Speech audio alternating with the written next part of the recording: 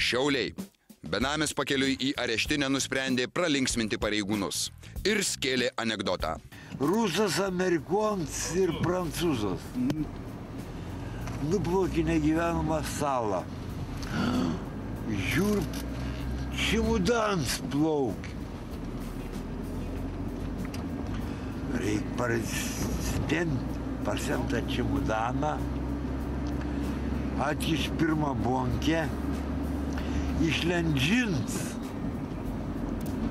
Ваше желание одно будет исполнение. Американцы маны пучат и Америка.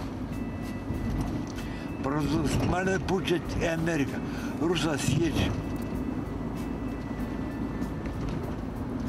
Гертира, ушкастира, компания снера.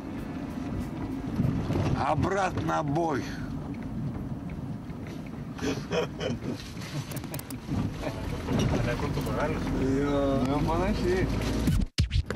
Atein Petriuks į mokyklą.